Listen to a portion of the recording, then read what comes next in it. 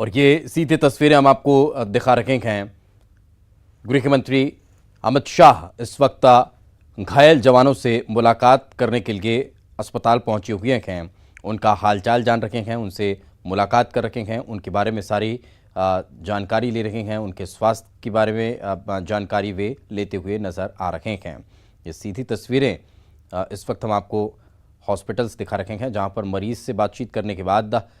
Doctor से भी वे बातचीत करते हुए दिखाई दे रहे हैं। डॉक्टर से इस पूरे मामले को लेकर समझ रहे हैं कि स्वास्थ्य कैसा है, कैसी स्थिति है, कितना सुधार, क्या और बेहतर इलाज की कोई आवश्यकता, वो तमाम चीज़ें गृह मंत्री यहाँ पर समझने का प्रयास कर रहे हैं। केंद्रीय गृह मंत्री अमित शाह इस वक्त हॉस्पिटल पहुंचे हुए हैं। रायपुर से ये सीधी तस्वीरें हम आप तक पहुंचा रहे हैं। तो बीजापुर में हुए नक्सली हमले के बाद जो घायल जवान हैं, जो गंभीर रूप से घायल हैं, उन्हें अस्पताल में भर्ती करवाया गया है। रायपुर के अस्पताल में उनका इलाज चल रहा है। तो वहां अब गृह मंत्री उनसे मुलाकात करने के लिए पहुंचे हुए थे और ये तस्वीरें इस वक्त हम आप तक पहुंचा रखे थे, जहां पर गृह मंत्री घायल जवानों से मुलाकात कर रहे हैं, उनके स्वास्थ्य की जानकारी ले रहे हैं, साथ ही डॉक्टर से भी बात कर रहे हैं कि कितना जल्दी उनमें सुधार हो सकता है, अभी कितना इम्प्रूवमेंट इन जवानों में देखा जा रहा है। वे तमाम चीज़ें समझने का प्रयास यहाँ पर गृह मंत्री करते हुए दिखाई दे रहे हैं। तो जो घायल जवान हैं, जो घायल जवानों के परिजन हैं, उनसे भी मुलाकात की जा रही है, साथ ही डॉक्टर से भी वे बातचीत कर रहे हैं और पूरे मामले की जानकारी ले रहे हैं, समझ रहे हैं। साथ में मुख्यमंत्री भी मौजूद हैं, गृह मंत्री छत्तीसगढ़ के भी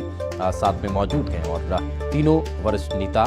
इस वक्त अस्पताल में मौजूद हैं और घायल जवानों से मेल मुलाकात भी कर रहे हैं।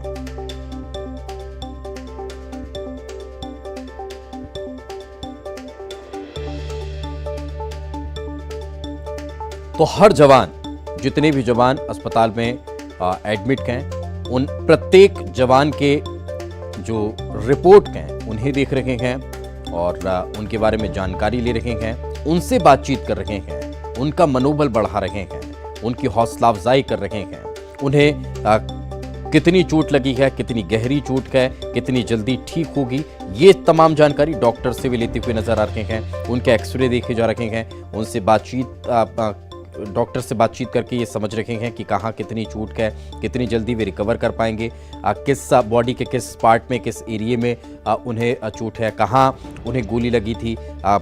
किस तरह से उनका ऑपरेशन हुआ, तब तमाम चीज़ें, किस तरह की सर्जरी उनकी हुई है, वो तमाम चीज़ें इस दौरे के दौरान वे अब समझ रहे हैं और बातचीत कर रहे हैं, जवानों से भी बातचीत कर रहे हैं। जवान भी अपनी बात जब गृह मंत्री पहुंचे हैं तो उससे कहते हुए करते हुए दिखाई दे रहे हैं।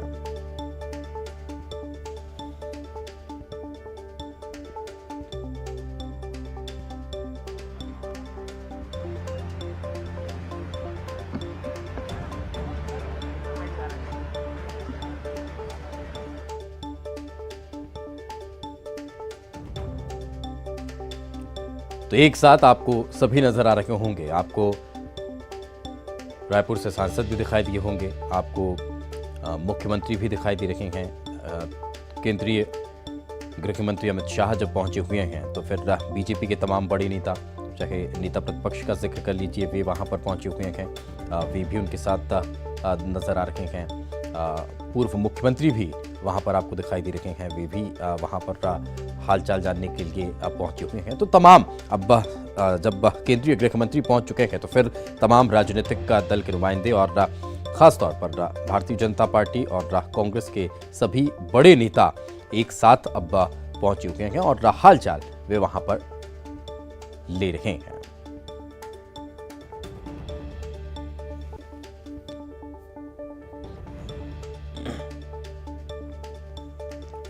तो बीजापुर में हुए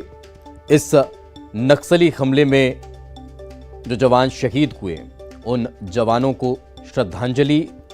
सुबह दी गई। श्रद्धांजलि देने के बाद महत्वपूर्ण बैठक हुई। बैठक के बाद फिर जवानों से मेल मुलाकात हुई और अब एक बार फिर उन घायल जवानों के बीच गृह मंत्री पहुंचे हुए हैं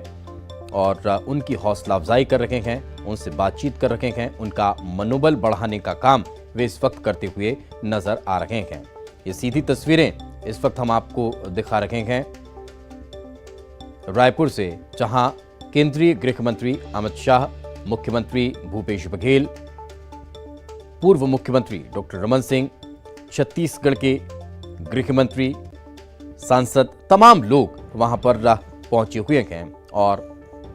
डॉक्टरों से भी घायल जवानों के बारे में अपडेट ले रहे हैं, बातचीत कर रहे हैं, उनसे समझने की कोशिश कर रहे हैं और जो घायल जवान हैं उनसे भी वे बातचीत कर रहे हैं, उनका भी हालचाल जान रहे हैं, कहाँ कितनी चोट लगी है, कितनी जल्दी रिकवर हो पाएगी, वो तमाम चीजें वे समझने का प्रयास कर रहे हैं।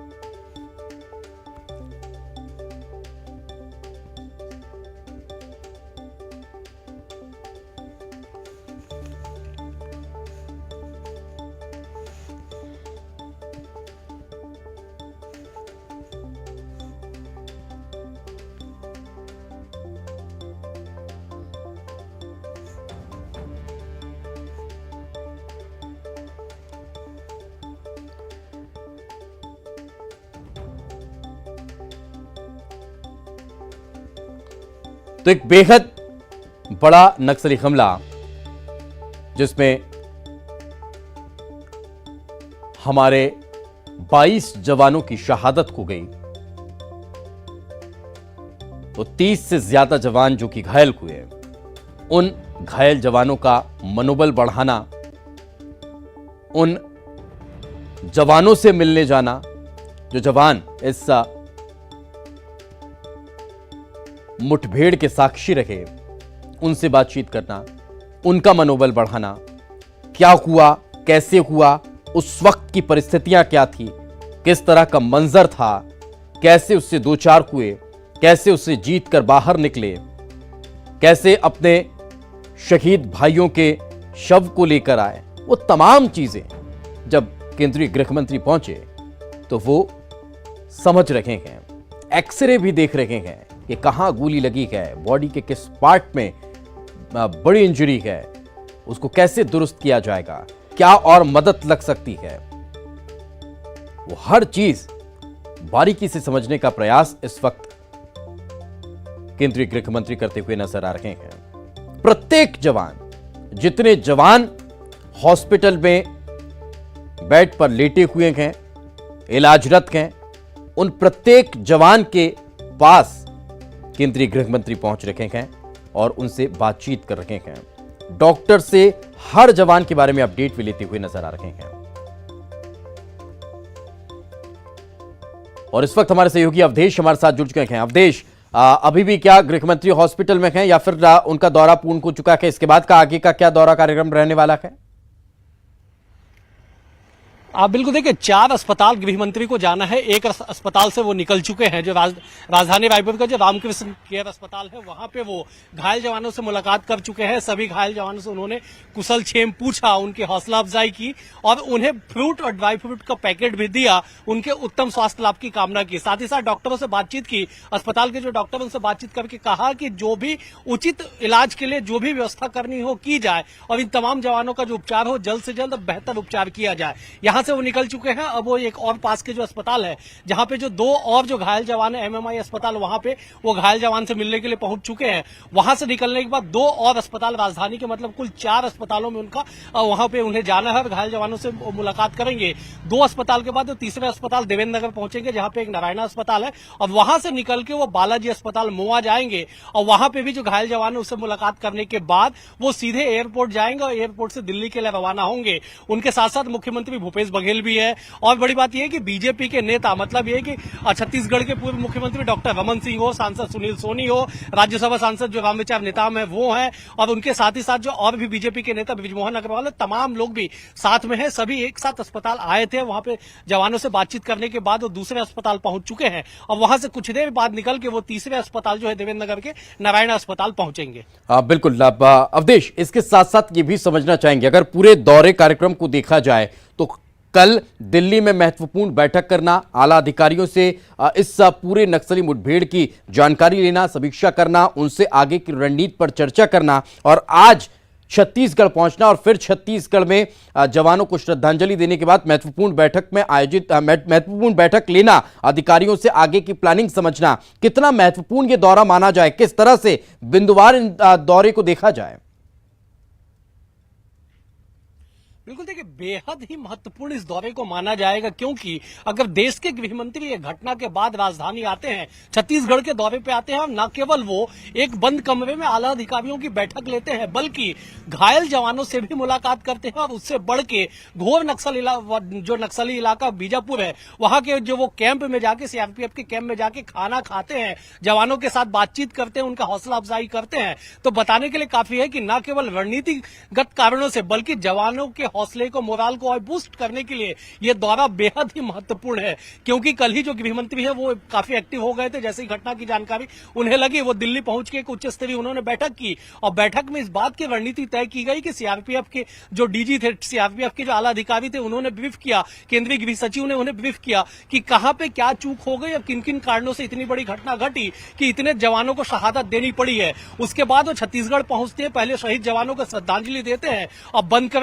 बंद कमरे में राज्य और केंद्र के आला अधिकारियों के साथ बैठ के तकरीबन 2 घंटे, ये समय महत्वपूर्ण है कि देश के गृह मंत्री एक कमरे में बैठ के 2 घंटे तक चर्चा करते हैं और रणनीति तैयार करते हैं कि छत्तीसगढ़ में कैसे माओवादियों का खात्मा किया जाए। क्योंकि राज्य गठन में जो विरासत में जो नक्सलवाद की समस्या छत्तीसगढ़ को मिली थी, 21 साल बाद भी वो समस्या आज फलीभूत है, और ये समस्या इतनी प्रगाढ़ हो गई, इतनी बढ़ गई है कि आज भी जवानों को शहादत देनी पड़ती है। बिल्कुल, लेकिन अवधेश, सवाल ये उठता है कि जब केंद्रीय गृह मंत्री पहुंचे हों, अधिकारियों से वार्तालाप उन्होंने की हो, आगे की रणनीति पर चर्चा की गई हो, तब पत्रकारों के सवालों का भी वे जवाब देते हुए नजर आए हैं। पिछले नक्सली घटनाओं को देख लिया जाए या फिर कल हुई जो नक्सली घटना है उसमें जिस तरह से हमारे 22 जवान शहीद हुए, उस घटना को देख लिया जाए, चूक कहां हुई इसकी जांच की बात होती है, लेकिन जांच के बाद क्या होता है, क्या यह स्पष्ट हो पाया?